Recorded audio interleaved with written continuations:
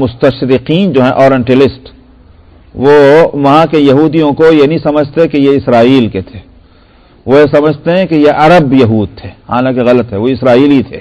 تو اس لیے میں اسرائیلی بول رہا ہوں. جو وہاں کے اسرائیلی تھے ان کے کچھ قبیلے تھے، اور یہ خود یہود تو یہ کہتے رہے ہیں وہاں کے عرب کے یہودی اس علاقوں کے کہ ہم بہت پہلے سے یہاں ہیں. وہ تو یہاں تک کہتے ہیں کہ حضرت موسیٰ علیہ السلام کے زمانے سے ہم یہاں ہیں.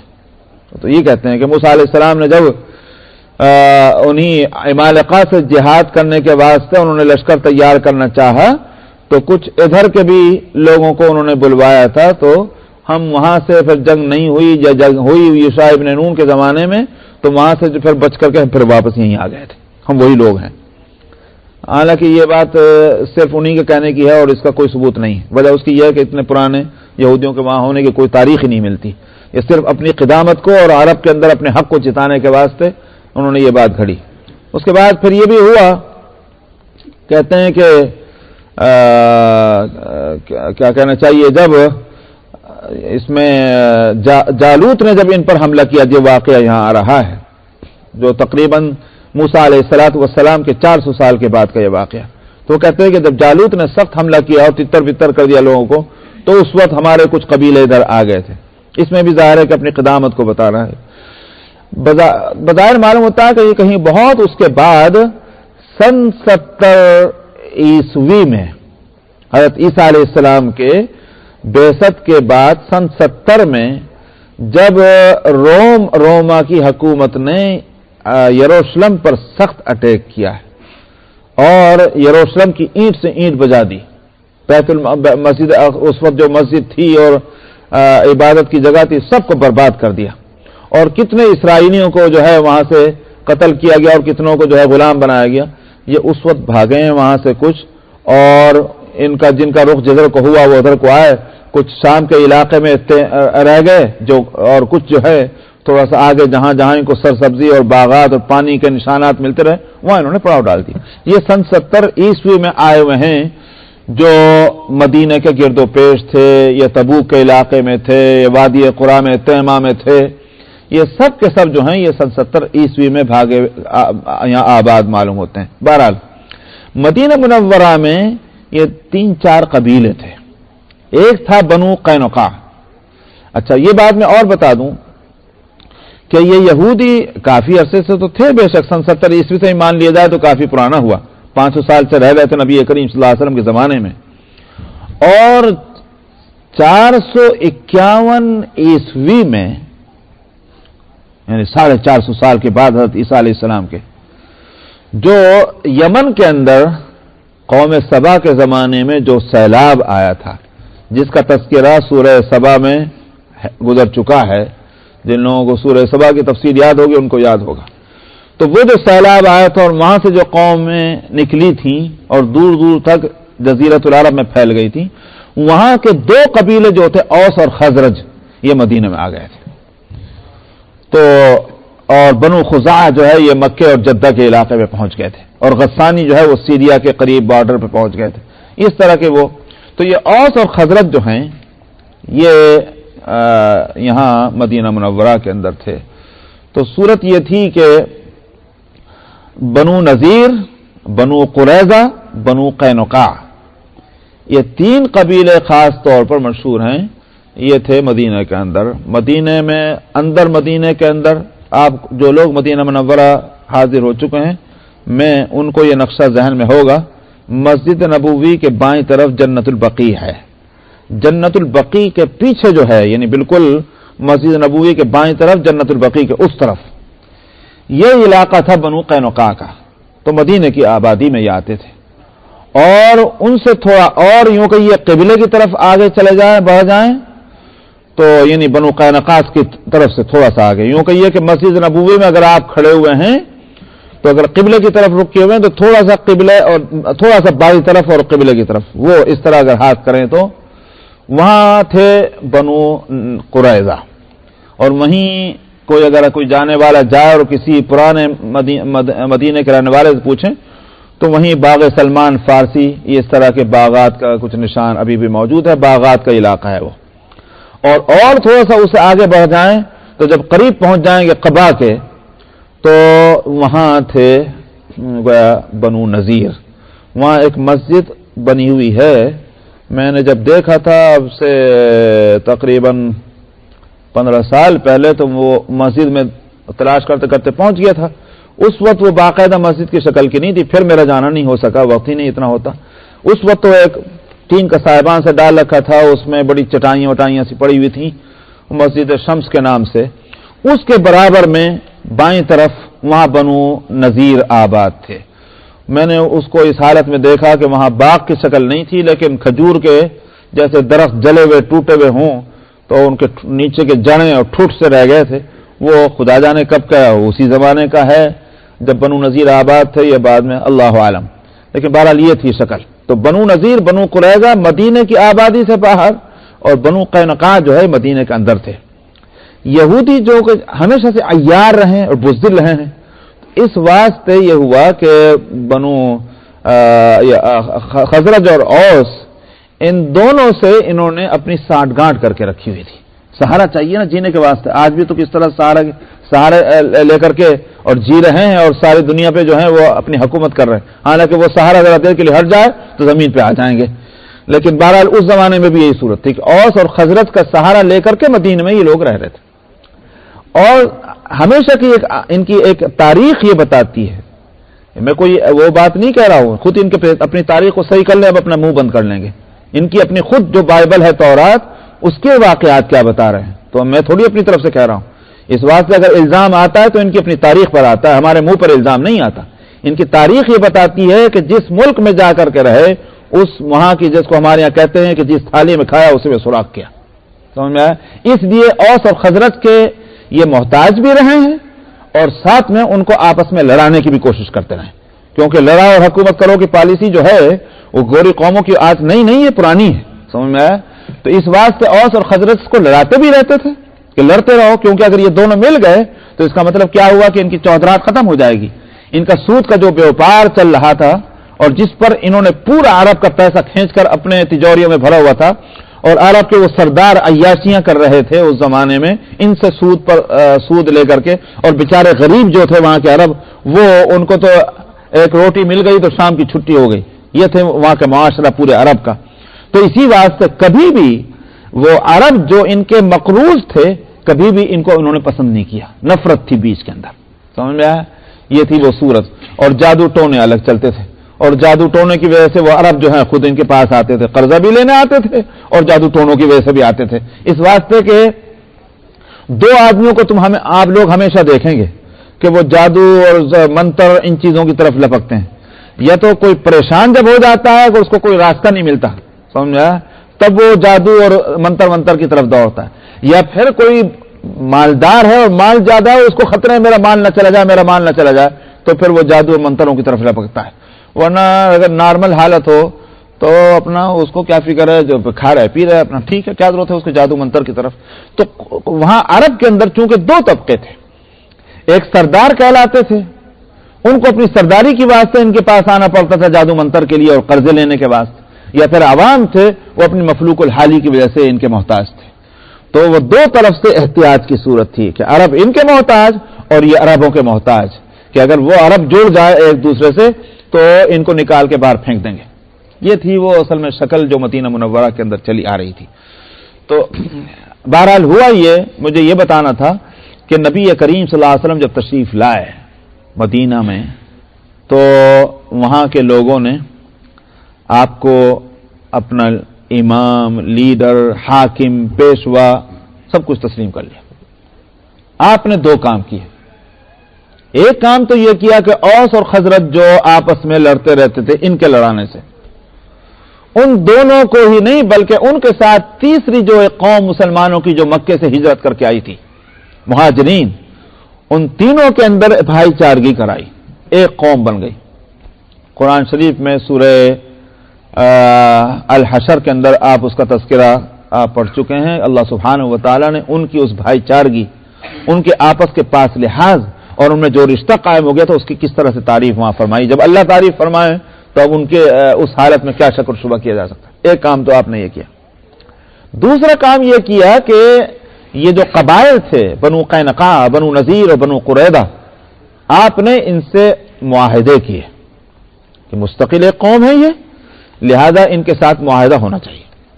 مسلمان تو ایک قوم بن گئی، اب اوس اور خزرج یہ امتیاز نہ رہا، اب ان کا وہ نشان ہٹ کر کے ایک نشان بن گیا کہ مسلمان ہیں. لیکن یہ یہودی جو ہیں ان کا یہ نشان نہیں تھا کہ ہم یہودی ہیں، ان کا نشان وہی تھا کہ یہ بنو قریظہ ہیں اور یہ بنو نذیر ہیں اور بنو قینقاع ہیں. لیکن آپ نے بہرحال ان کو ایک یہودی کی حیثیت سے ان سب سے ایک معاہدہ کیا، اور معاہدے کی تفصیلات جو ہیں وہ تو سیرت ابن ہشام میں اور ابن سعد میں، جو بہت پرانے مورخ ہیں، انہوں نے اس کو لیا ہے، اس میں تفصیلات موجود ہیں. لیکن بہرحال حاصل اس کا یہ ہے اس سارے معاہدوں کا کہ ہم یہ مدینے کے اوپر اگر کسی نے حملہ کیا تو یہ حملہ سب کے اوپر مانا جائے گا.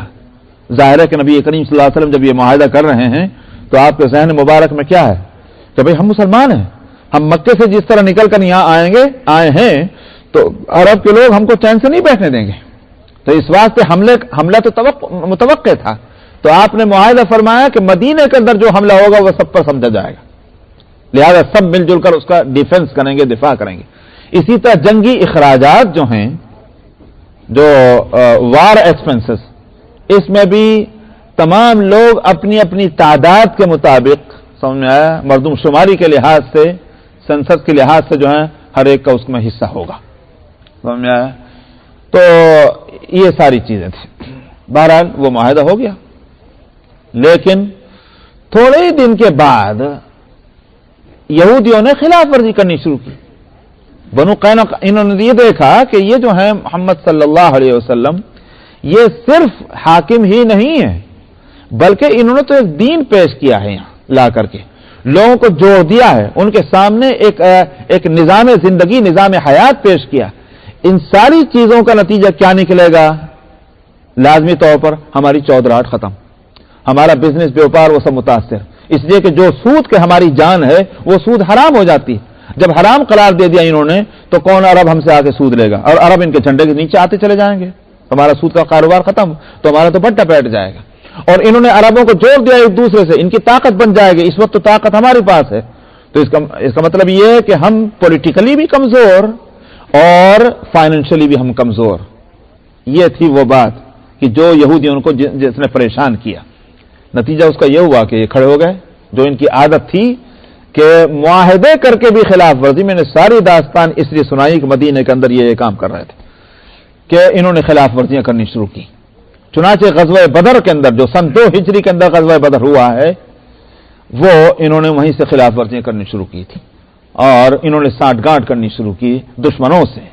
سن 3 میں جب غزوہ احد ہوا ہے اور نبی کریم صلی اللہ علیہ وسلم 3000 کے مقابلے میں 1000 کا لشکر مدینے سے لے کے چلے ہیں، تو ان میں سے 300 جو تھے یہ نکل کے بھاگے کہ نہیں بھاگے؟ منافقین جو کہلاتے تھے، جن میں کافی لوگ یہود بھی تھے، یہ سب نکل کے آئے، 700 رہ گئے. 3000 کے مقابلے میں 1000، 1/3 کا مقابلہ ہو رہا ہے.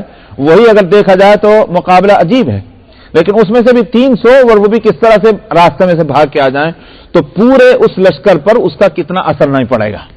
سمجھ میں آیا؟ ہمت والے بھی بے ہمت ہو جاتے ہیں بیچ میں اگر ساتھ چھوڑ دے کوئی شخص عین موقع پر. لیکن اللہ نے ان کی ہمت بندھائی مسلمانوں کی، اور وہ جنگ بہرحال ہوئی. تو میرا مطلب یہ ہے کہ ہر موقع پر غزوہ احزاب میں کیا ہوا؟ غزوہ احزاب میں یہی ہوا کہ ساری قومیں جو ہیں وہ جو چڑھ کر آئی ہیں وہ مدینے کے یہودی حیی ابن اخطب، خاص طور پر اس نے جو ہے پورا دورہ کیا، ٹریول کیا اس نے پورے جزیرۃ العرب کا، اور ساری عرب قوموں میں جا کر دھواں دھار تقریریں کر کے اور ان کو اکسا کر کے مدینے پہ چڑھائی کی. 12000 کا لشکر جو ہے عرب کا تمام قبائل کا آ گیا تھا.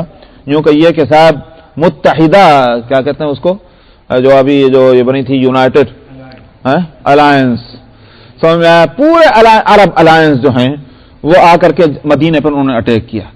تو یہ کوئی معمولی بات نہیں تھی.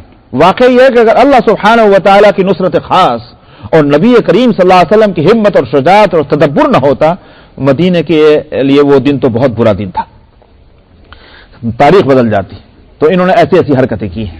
اس لیے میں کہہ رہا ہوں کہ یہاں جو واقعہ قرآن شریف جو سنا رہا ہے ان کی تاریخ کا، وہ دراصل مسلمانوں کو بھی سنانا ہے اور خود ان کو بھی سنانا ہے کہ تمہاری تو یہ تاریخ رہی ہے. تو بہرحال یہ کہ آگے فرماتے ہیں کہ وقال لهم نبیہم ان اللہ قد بعث لکم طالوت ملکا.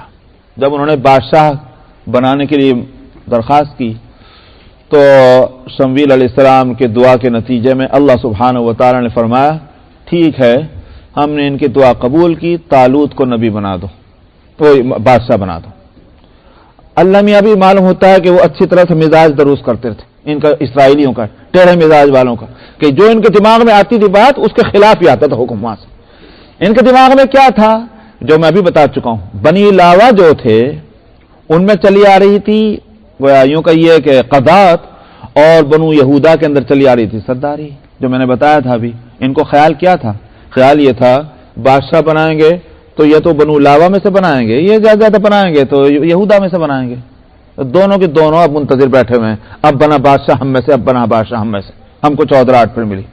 لیکن اللہ سبحانہ و تعالیٰ نے حکم کیا دیا کہ حضرت یعقوب علیہ السلام کے وہ بیٹے جو یوسف علیہ السلام کے بھائی بنیامین، تو بنو بنیامین کے اولاد میں سے طالوت ہیں. تو اللہ تعالیٰ نے فرمایا کہ طالوت بادشاہ بنے گا. سمجھا ہے؟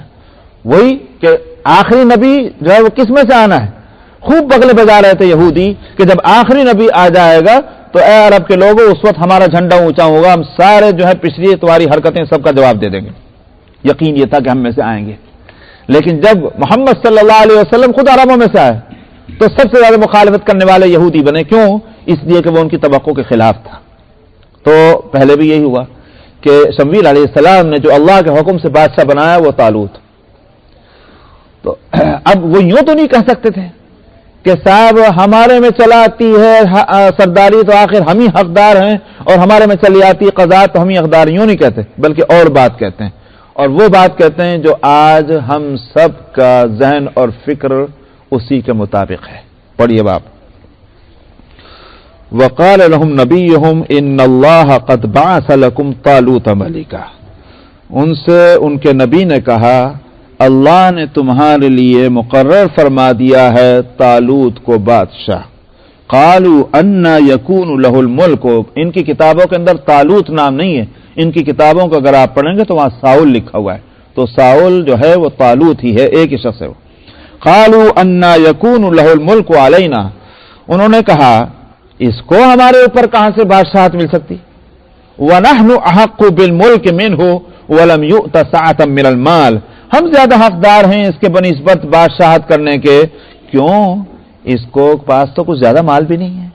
یہ میں بات کر رہا جو ہماری بھی آج کمزوری ہے کہ ہم یہ سمجھتے ہیں کہ جہاں کسی کے پاس پیسہ آیا اس کو انگوٹھا بھی ٹیکنا نہ آتا ہو، لیکن اس کو ہر طرح کی جو ہے عزت اور اقتدار وہی اس کا حقدار ہے. پیسے نے آ کر اس کی نا اہلیتوں کو اہلیت سے بدل دیا. حالانکہ غلط ہے یہ بات. سمجھ میں آیا؟ اہلیت تو الگ چیز ہے بالکل، اس کا پیسے سے کیا تعلق ہے. تو یہی مزاج ان کا تھا. انہوں نے کہا بھائی ہم لوگ کھاتے پیتے لوگ ہیں، یہ غریب آدمی یہ کیسے ہمارا بادشاہ بن جائے گا. وَلَمْ يُؤْتَ سَعَةً مِنَ الْمَالِ. آپ دیکھ لیں نبی کریم صلی اللہ علیہ وسلم نے جب نبوت کا اعلان فرمایا تو وہ قریش جو اسی پیسے کی مار کے مارے ہوئے تھے اور اسی غلط خیال میں تھے، انہوں نے کیا کہا کہ نبوت کے بعد سے یہی غریب رہ گیا تھا. سمجھا؟ ایک یتیم جو ہے وہی رہ گیا تھا اللہ کو ملا تھا نبی بنانے کے واسطے. ہمارے جو ہے بڑے بڑے سردار طائف کے اور مکے کے، آخر ان میں کوئی نہیں ملا اللہ میاں کو نبی بنانے کے واسطے. معلوم یہ ہوا کہ وہ جو خباثت ہے دماغ کی وہ بہت پہلے سے چلی آ رہی ہے خاص طبقے کے اندر. وَلَمْ يُؤْتَ سَعَةً مِنَ الْمَالِ قَالَ إِنَّ اللَّهَ اصْطَفَاهُ عَلَيْكُمْ وَزَادَهُ بَسْطَةً فِي الْعِلْمِ وَالْجِسْمِ. حضرت شمویل علیہ السلام نے فرمایا کہ اللہ نے تمہارے اوپر جو منتخب کیا ہے اس کو منتخب کیا ہے، اور اس کی وجہ یہ ہے، اس کی صلاحیت کی بات یہ ہے جس کی وجہ سے اس کا انتخاب ہوا کہ اللہ نے اس کے علم اور جسم یعنی صحت اور تندرستی میں اس کو بڑی ترقی دی ہے، بڑا اضافہ دیا ہے. اس واسطے یہ صلاحیت اس کے اندر موجود ہے تو وہ بادشاہ ہو. معلوم ہوا اس طرح کی ذمہ داری جو ہے اس کے واسطے دو چیزوں کی ضرورت ہے. ایک تو ہے کہ علم ہونا چاہیے، دوسرے جسمانی صلاحیت ہونی چاہیے. جسمانی صلاحیت جب ہوگی، تندرستی، توانائی، اس کا مطلب یہ کہ باہمت ہوگا، شجاع ہوگا. تو جو بستر پہ جو ایڑیا نہ کر رہا وہ بیچارہ کہاں سے کوئی ہمت والے کام کر سکے گا. اور اگر علم ہے تو اس کے فیصلے جو ہے علمی ہوں گے، اور جاہل ہے تو بیچارہ جہالت سے فیصلے کرے گا اور کیا کرے گا. تو بادشاہ جو ہیں وہ بہت بڑی ذمہ داری کا کام ہے بادشاہت. اس واسطے وہاں ان دونوں چیزوں کی ضرورت تھی کہ تندرست بھی ہو اور علم والا بھی ہو. مال والا ہو کہ نہ ہو، مال کیا چیز ہے؟ تو مال بنیاد نہیں بن سکتا کسی ذمہ داری کو دے جانے کے واسطے، بلکہ علم اور جسمانی صلاحیت. جسمانی صلاحیت ہوگی تو آدمی کا دماغ بھی صحیح کام کرے گا اور فیصلے صحیح کر سکے گا. واللہ یؤتی ملکہ من یشاء. قرآن شریف کے اندر آپ ایک چیز کو مختلف جگہ دیکھیں گے کہ اللہ سبحانہ و تعالی جواب دو طرح سے کبھی دیتے ہیں. اگر نامعقول کوئی بات کہی جا رہی ہے تو اللہ تعالیٰ اس کے جواب دو طرح سے دیتے ہیں. ایک جواب تو ہوتا ہے الزامی، اور دوسرا جواب جو ہوتا ہے وہ ہوتا ہے تحقیقی، یعنی جس کے اندر اس کی حکمت، اس کی وزڈم بتائی جا رہی ہو. اور ایک الزامی جواب کا مطلب یہ ہوتا ہے کہ جیسے کو تیسا ہو جائے، جیسا تم نے سوال کیا ویسے جواب بھی لے لو. تو ایک یہ الزامی جواب ہوتا ہے. قرآن شریف میں ہے یہ. مثال کے طور پر سب سے پہلے آپ سورہ بقرہ کے اندر آپ پڑھ چکے ہیں کہ جس وقت فرشتوں نے آدم علیہ السلام کے تخلیق کے وقت میں یہ سوال کیا تھا کہ ان کو خلافت کیسے دی جا رہی ہے، یہ تو جا کے ہنگامہ کریں گے دنیا کے اندر، زمین میں. تو اس واسطے یہ تو خلافت کے مستحق نظر نہیں آتے. آپ کی مخلوقات میں جب آپ کے مطیع فرمانبردار موجود ہیں تو ان کے ہوتے ہوئے آخر ان کو خلافت کس لیے دی جا رہی، سمجھ میں نہیں آتی بات. وہاں وہی دونوں جواب ہیں. ایک تو یہ کہ انی عالم ما لا تعلمون، یہ جواب تو ہے ایک طرح کا الزامی، مجھے پتا ہے تم کو علم نہیں سب چیزوں کا، تو لہذا تم یہ کیوں نہیں سمجھ کر چپ ہو جاتے کہ میرے پاس جب علم ہے تو میں فیصلہ جو کر رہا ہوں وہ صحیح ہوگا. اس کے بعد جواب جو ہے وہ تحقیقی ہے کہ دونوں مقابلہ ہوا، مسابقہ کرایا گیا، امتحان ہوا، ٹیسٹ ہوا، اور ٹیسٹ میں معلوم ہوا کہ آدم علیہ السلام وہ پاس ہیں اور وہ واقعتاً مستحق ہیں کہ ان کو خلافت دی جانی چاہیے. اسی طرح سے مثلا یہ ایک سوال دماغوں میں کودتا تھا کہ جب مرد اور عورت دو کے مل سے ایک فیملی بنتی ہے تو آخر کیا وجہ ہے کہ صاحب مرد جو ہے اسی کو برتری حاصل ہو اور عورت کو برتری حاصل نہ ہو؟ تو الٹا کیوں نہ ہو گیا کہ عورت اوپر ہوتی مرد نیچے ہوتا اس فیملی لائف کے اندر؟ یہ کیوں ہوا کہ مرد کو اوپر رکھا گیا عورت کے مقابلے میں؟ تو وہاں بھی وہی دو جواب ہیں. تو فرمایا الرجال قوامون علی النساء بما فضل اللہ بعضهم علی بعض. مردوں کو قوامیت دی ہے عورتوں کے اوپر. اس کا ایک وجہ تو اللہ نے جس کو فضیلت دی جس پر، اس وجہ سے اس کو قوام بنایا گیا. مطلب یہ کہ ہم کو اختیار ہے یہ کہ ہم کس کو فضیلت دیں کس کو نہ دیں، یہ ہمارے اختیار کی بات ہے. اس میں چونو چلا کا کیا مطلب؟ ایک جواب تو یہ الزامی ہے. اس کے بعد پھر تحقیقی جواب ہے وَبِمَا أَنفَقُوا مِنْ أَمْوَالِهِمْ. اس لیے کہ ہم نے ان کے اوپر یہ ذمہ داری بھی تو ڈالی، جاؤ محنت کرو، مشقت اٹھاؤ اور کما کے لاؤ اور لا کر کے ان کے ضرورتیں پوری کرو. تو جب ان پر ہم نے یہ ذمہ داری ڈالی ہے تو قدرتی طور پر قوامیت بھی ان کو ملے گی. تو میں نے کہا کہ قرآن شریف میں مختلف جگہ پر یہ دو طرح کے جواب ہیں. تو یہاں بھی اگر دیکھا جائے تو یہ دو جواب ہیں. ایک تو یہ کہ وزادہ بسطن فی العلم والجسم، یہ تو ہے تحقیقی جواب. واللہ یؤتی ملکہ من یشاء، یہ ہے الزامی جواب. اللہ جس کو چاہے اپنی حکومت دے دے. اصل حکومت تو اللہ کی ہے نا، تو اللہ میاں جس کو چاہے دے. تم کون ہوتے ہو یہ کہنے والے اس کو کیوں نہیں ملا اس کو کیوں نہیں ملا؟ تمہیں تو چونو چرا کرنے کا حق نہیں. اللہ کی چیز ہے، اللہ جس کو دینا چاہے دے دے. تمہارا کام یہ ہے کہ وہ اس کی بات کو مانو. واللہ واسع علیم، اور اللہ سبحانہ و تعالی وسعتیں والے بھی ہیں اور علم والے بھی ہیں. لہذا ان کی اپنی چیز ہے جس کو دیں اور علم کے ساتھ دیتے ہیں، لہذا اس کے اندر جہالت کا سوال ہی پیدا نہیں ہوتا، ناواقفیت کا. وقال لهم نبيهم ان آیۃ ملکہ ان یاتیکم التابوت. الزامی جواب سے کیا ہوتا ہے کہ منہ تو بند ہو جاتا ہے، لیکن حقیقت یہ ہے کہ دل میں جو کانٹا چبھا ہوا ہے وہ نہیں نکلتا. اس کے واسطے ضرورت ہے تحقیقی جواب کی، بلکہ تحقیقی جواب بھی ایسا کہ جس کو یوں ہم کہیے کہ پریکٹیکل کوئی بات سامنے آ جائے جس سے آدمی کو اس کے سوا کوئی راستہ نہ رہے، کب اطمینان ہے. تو بعض نازک موقع پر اس کی ضرورت پیش آتی، جیسے فرشتوں کا بھی مسئلہ تھا. فرشتے یوں تو مطیع فرما بردار تھے، انی عالم ما لا تعلمون پر وہ خاموش ہو گئے، وہاں نافرمانی کا سوال ہی پیدا نہیں ہوتا۔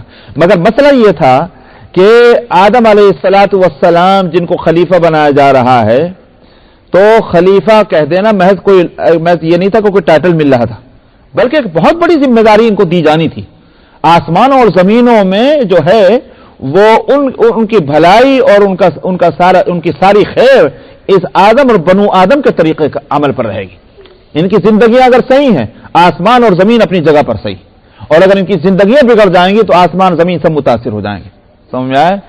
بڑا مسئلہ تھا ان کو خلافت دیے جانے کا، اس واسطے۔ اور فرشتے بہرحال انہی آسمان اور زمین کی ایک مخلوق ہیں، تو فرشتوں کو پورا اطمینان بھی دلانا تھا۔ اسی واسطے وہاں بھی پریکٹیکل تجربہ کرایا گیا کہ نہیں کرایا گیا کہ اچھا ٹھیک ہے یہ بتاؤ اس کا نام کیا ہے، فلاں کے نام کیا ہے، یہ پریکٹیکل ہوئے۔ یہاں بھی کیا صورت ہوئی؟ تحقیقی جواب بھی ملا، الزامی جواب بھی ملا، مگر ایک تجربہ بھی کرایا جا رہا ہے جس سے معلوم ہو جائے کہ ہاں واقعی طالوت کا بادشاہ بننا جو ہے وہ ایک معمولی بات نہیں ہے، یہ اس کے ساتھ کوئی چیز ایسی کہ جس میں ہم امید کر سکتے ہیں کہ ہم کو کامیابی ملے گی اور ہمارا مقصد حاصل ہوگا۔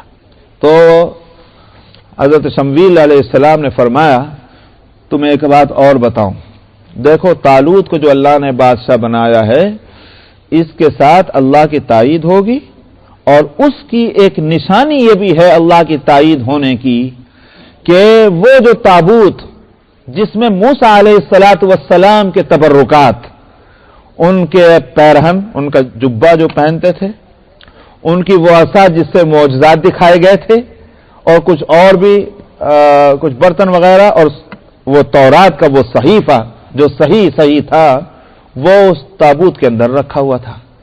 تو وہ تابوت جو ہے بنی اسرائیل اپنے ساتھ رکھا کرتے تھے، اور ان کا یہ عقیدہ تھا اور یقین تھا کہ اس کی برکت سے ہمیں بڑی سعادتیں اور خوشبختیاں ہم کو ملتی ہیں، ہر جگہ ہمارے جو ہے ہم کو کامیابی ملتی ہے۔ مگر ظاہر ہے کہ برکتوں کی بھی میاں ایک لمٹ ہوتی ہے، سمجھ میں آیا؟ یہ بھی میں بتلا دوں، برکتوں سے انکار نہیں کرتا، مگر یہ نہیں ہوتا کہ سارے کام بے برکتی کے کرتے رہیے اور برکت جو ہے وہ آپ کی زبردستی آپ کے پیچھے خوشامد کرتی پھرے گی، یہ نہیں ہوا کرتا۔ تو وہ تابوت تھا بابرکت ضرور، مگر ان کی بدعمالیاں وہ تو روک رہی تھی تابوت کے ان برکتوں کے راستے کو۔ اس واسطے نتیجہ اس کا کیا ہوا کہ اس تابوت کے ہوتے ہوئے بھی دشمن قومیں آ کر ان پر اٹیک کرتی تھی، اور نتیجہ یہ ہوا کہ جالوت جو ہے وہ اس کے ساتھ تابوت چلا گیا، اسرائیل سے نکل کر کے اور جو ان کے علاقے میں چلا گیا۔ مجھے معلوم نہیں کہ آپ لوگوں میں سے کن لوگوں نے فلسطین کا سفر کیا ہوگا۔ فلسطین میں جو ایک جگہ ہے، وہ فلسطین جو اب اسرائیل کا علاقہ ہے، تو رام اللہ جس کو کہتے ہیں، اس کو اصل میں پرانا نام تھا رملہ۔ عربی کے اندر جو نام آتا ہے اس کا عرب کتابوں میں اس کا نام وہاں تو ہے رملہ، اس کو کر دیا رام اللہ۔ پتہ نہیں یہ کیسے بنا، میں نے بھی کسی رام اللہ والے سے پوچھا تھا میں یہ رام اللہ کہاں سے بن گیا، آئی ڈونٹ نو۔ میں نے کہا بھائی تم کہاں بیچارے جانو گے، رملہ تھا وہ پرانی کتابوں کے اندر، وہ رام اللہ بنا۔ خیر بہرحال رملہ سے قریب جو ہے بیت دجون ابھی بھی ایک بستی موجود ہے۔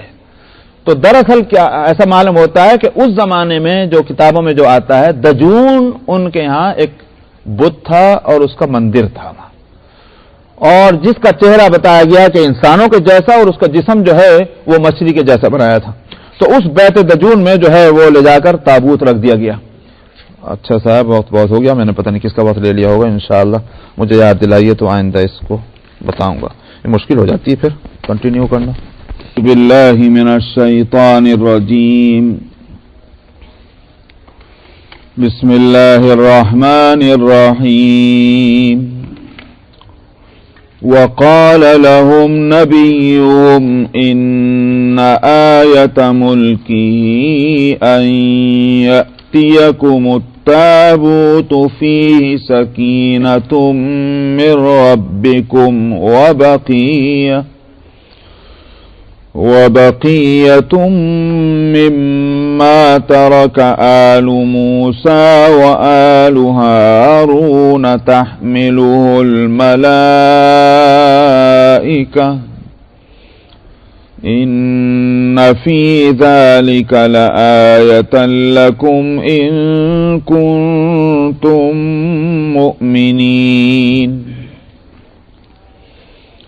فلما ولما فصل طالوت بالجنود قال إن الله مبتليكم بنهر فمن شرب منه فليس مني ومن لم يطعمه فإنه مني إلا من اغترف غرفة بيده فشربوا منه إلا قليلا منهم فلما جاوزه هو والذين آمنوا معه قالوا لا طاقة لنا اليوم بجالوت وجنوده قال الذين يظنون أنهم ملاقو الله كم من فئة قليلة غلبت فئة كثيرة بإذن الله والله مع الصابرين ولما برزوا لجالوت وجنوده قالوا ربنا أفرغ علينا صبرا وثبت أقدامنا وانصرنا على القوم الكافرين فهزموهم بإذن الله وقتل داود جالوت وآتاه الله الملك والحكمة وعلمه مما يشاء ولولا دفع الله الناس بعضهم ببعض لفسدت الأرض ولكن الله ذو فضل على العالمين تلك آيات الله نتلوها عليك بالحق وإنك لمن المرسلين تلك الرسل فضلنا بعضهم على بعض منهم من كلم الله ورفع بعضهم درجات وآتينا عيسى ابن مريم البينات وأيدناه بروح القدس ولو شاء الله ما اقتتل الذين من بعدهم من بعد ما جاءتهم البينات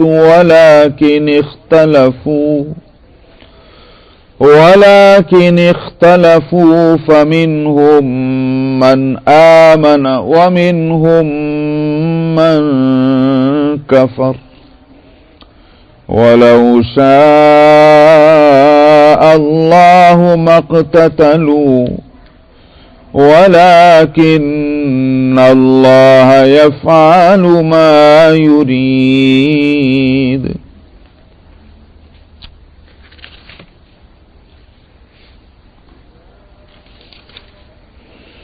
يا أيها الذين آمنوا أنفقوا مما رزقناكم من قبل أن يأتي يوم لا بيع فيه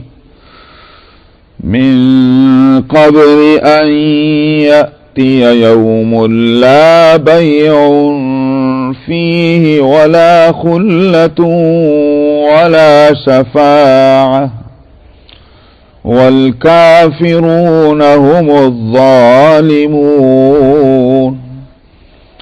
الله لا إله إلا هو الحي القيوم لا تأخذه سنة ولا نوم له ما في السماوات وما في الأرض من ذا الذي يشفع عنده إلا بإذنه يعلم ما بين أيديهم وما خلفهم ولا يحيطون بشيء من علمه إلا بما شاء وسع كرسيه السماوات والأرض ولا يؤوده حفظهما وهو العلي العظيم لا إكراه في الدين قد تبين الرشد من الغي فمن يكفر بالطاغوت ويؤمن بالله فقد استمسك بالعروة الوثقى لا انفصام لها والله سميع عليم صدق اللہ العظیم.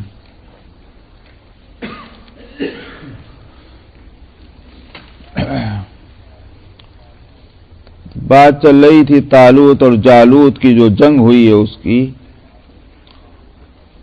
تو فرماتے ہیں کہ جو ان کے نبی تھے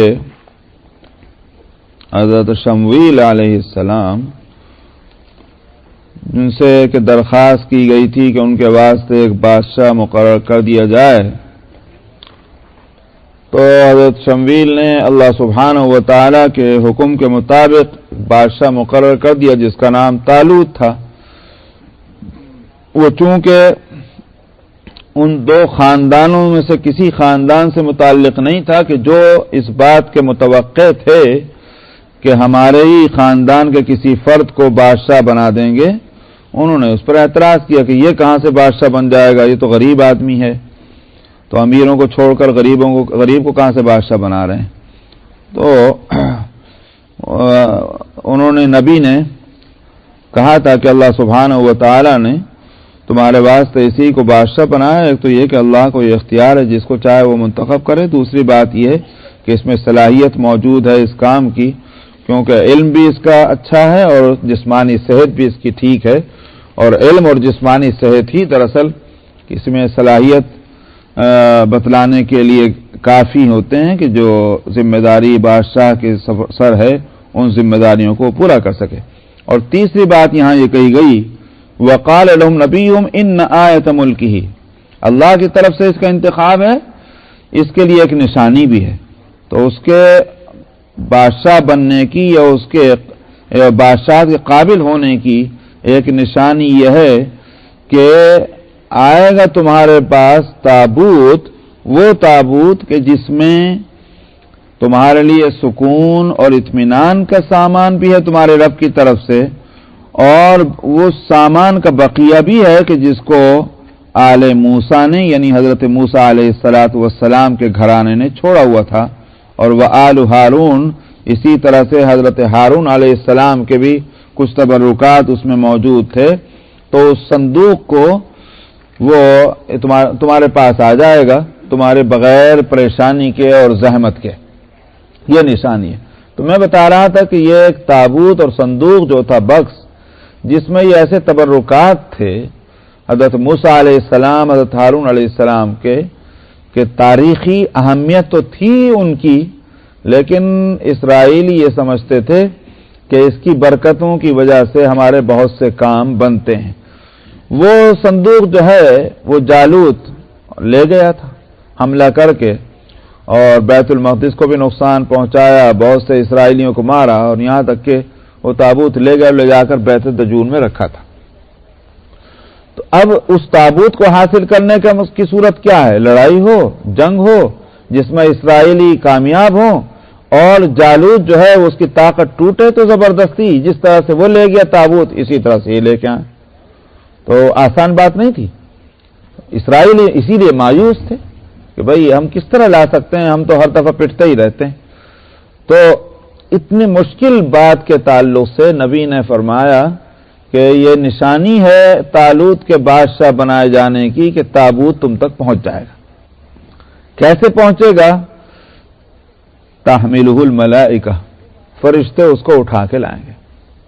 یہ واقعہ بائبل میں موجود ہے, مگر وہاں یہ ہے کہ صاحب جالوت کی قوم میں بڑی مصیبتیں آنے لگی تھیں اور گلٹیاں بدن کے اندر پیدا ہونے لگی تھی, لوگوں کے تنگ آ گئے تھے اور اس کا علاج نہیں ہو پا رہا تھا اور بیماری بہت عام ہو گئی تھی.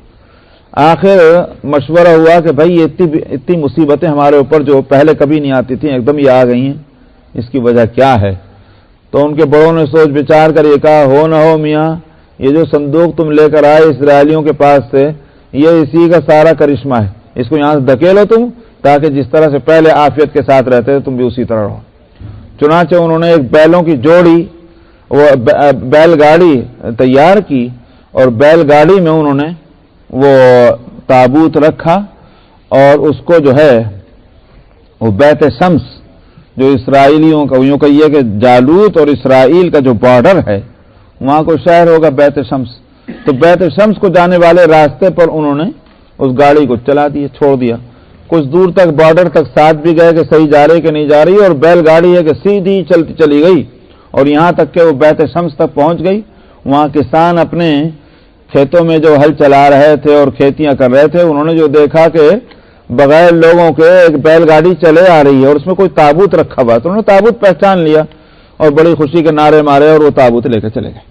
یہ ہے وہ قصہ جو ان کے بائبل میں لکھا ہے. قرآن یہاں یہ کہہ رہا ہے کہ فرشتے اس کو اٹھا کر لے کر گئے. تو ہمارے مسلمانوں میں بھی بعض وہ لوگ جو اورینٹلسٹ سے بہت ڈرتے ہیں, تفسیر قرآن لکھتے ہیں مگر اورینٹلسٹ سے بہت ڈرتے ہیں, تو اس لیے وہ ایسی ایسی تعبیریں ضرور کرنے کی کوشش کرتے ہیں کہ کسی طرح سے وہ بات جو ہے جو قرآن کہہ رہا ہے وہ اسباب کے درجے میں اور عقل کے مطابق ہو جائے, اس کی کوشش کرتے ہیں.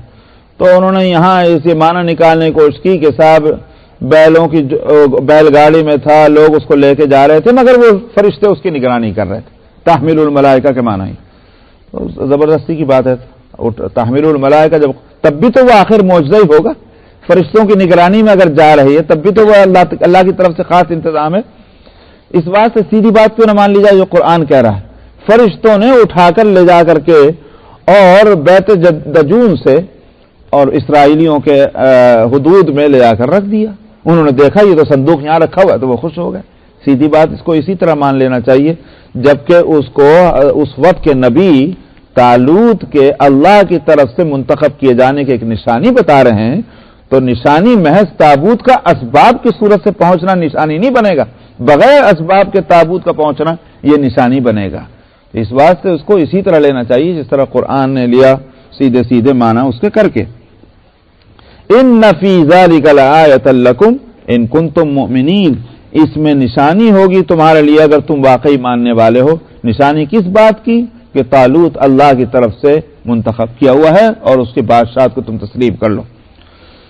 چنانچہ وہ ہوا. اب آگے قرآن شریف کو یہ بتانے کی ضرورت نہیں کہ وہ ہوا, نبی نے جب اطلاع دے دی ہے تو وہ واقع ہو گیا. واقع ہوا تو اب جب ایک نشانی بتلائی اور نشانی پوری ہو گئی تو اب تو منہ نہیں اٹھتا کسی کا کہنے کے واسطے نہیں ہم نہیں مانتے طالوت کی بادشاہت کو, اب تو ماننا پڑا.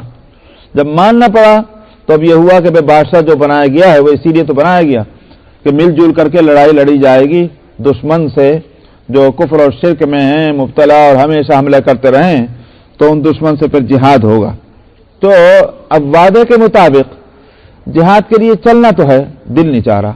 یہی ہے وہ بات کہ جو ہمیشہ اسرائیل کا مزاج رہا ہے کہ اسرائیلی جو ہیں وعدہ کرتے رہے ہیں ہمیشہ, جب پڑا اور جب وقت آیا مکر گئے. یہاں بھی یہی ہوا کہ اول تو اینگی بینگی باتیں ہوئیں اور کچھ اگر نام چارے کو چلنے بھی لگے تو ایک قدم آگے کو دو قدم پیچھے کو, وہی صورت وہاں کرنے لگے. اب طالوت نے جو دیکھا, محسوس کیا کہ یہ چل تو رہے مگر چل رہے ہیں بددلی کے ساتھ. بددلی کے ساتھ ملٹری جب جائے گی میدان جنگ میں وہ کیا کر کے آئے گی؟ کچھ بھی حاصل نہیں ہوگا, بلکہ جو ہے وہ بھی دے کے آ جائے گی.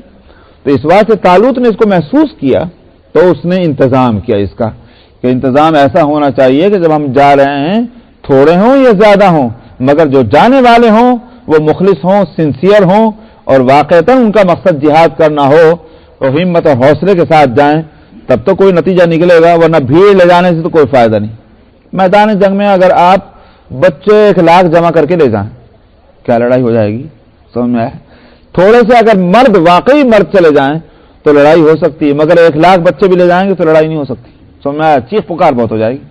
تو طالوت نے اس کو محسوس کیا تو یہاں ہے کہ فلما فصل طالوت بالجنود، جب لشکر کو لے کے چلا طالوت بستی سے نکال کر تو اب اس نے یہ کہا کہ ان اللہ مبتلیکم بنہر، دیکھو بھائی آگے ایک نہر آ رہی ہے۔ تو وہ نہر کون سی ہوگی؟ بظاہر یہ معلوم ہوتا ہے کہ نہر اردن جس کو کہتے ہیں ابھی بھی وہ نہر موجود ہے، اور میں جب بیت المقدس گیا تھا تو وہ اسی نہر کے اوپر ایک چھوٹا سا پل بنا ہوا ہے اور وہیں بارڈر بھی ہے اسرائیل کا اور اردن کا، جارڈن کا، تو اس نہر کو ہی پار کرنا پڑتا ہے۔ بائبل میں بھی اس نہر کا تذکرہ ہے، حضرت عیسیٰ علیہ الصلوۃ والسلام بھی کئی مرتبہ اس نہر کو پار کر کے دوسری طرف تشریف لے گئے، تو ہو سکتا ہے کہ یہ نہر اردن ہی ہو جو دریائے یرموک سے نکل کر آ رہی ہے۔ تو اللہ تم کو آزمائیں گے نہر کے ذریعے سے، فمن شرب منہ فلیس منی، معلوم ہوتا ہے گرمی کا موسم ہے، گرمی میں ویسے ہی پیاس لگتی ہے اور میدانی سفر ہے، پیدل جانا ہے یا سواریوں پہ جانا ہے، لیکن بہرحال اب پریشانی ہوگی، پانی ہر جگہ تو ملتا نہیں کہ بھئی پائپ لائن بچھی ہوئی سب جگہ،